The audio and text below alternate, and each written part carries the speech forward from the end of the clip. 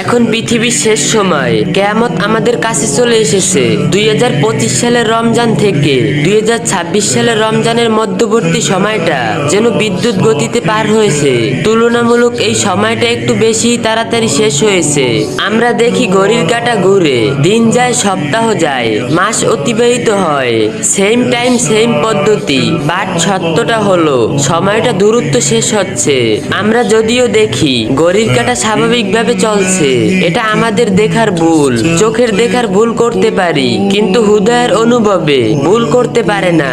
যেহেতু চোখে দেখতেছেন সময় স্বাভাবিকভাবে যাচ্ছে, কিন্তু হৃদয় দিয়ে অনুভব করছেন খুব দ্রুত শেষ হচ্ছে, তার মানে কিছু একটা তো আসে। খেয়াল করে দেখবেন, স্বাভাবিকভাবে 7 দিন পর জুম্মা আসলেও এখন আমরা ফিল করি যেন 3-4 দিন পর পর জুম্মা আসে।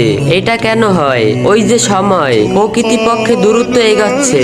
শুধু সপ্তাহ না, মাস, বছর, এগুলো সবই দূরত্বের সাথে শেষ হচ্ছে।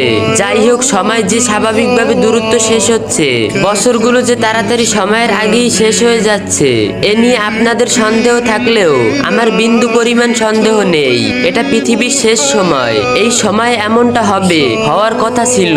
আর পৃথিবীর শেষ সময় মানে কিয়ামত অতি নিকটে। বলছি না কয়েক যুগ পরই কিয়ামত হয়ে যাচ্ছে, তবে সত্যটা হলো কিয়ামত অতি নিকটে আমাদের। আল্লাহ তাআলা আমাদের সকল ভাই ও বোনদের সঠিক বুঝ দান করুন এবং সবাইকে 5 ওয়াক্ত নামাজ পড়ার তৌফিক দান করুন, আমিন। আর ভিডিওটা ভালো লাগলে 3টে কপি লিংক এর একটা শেয়ার করে দিবেন।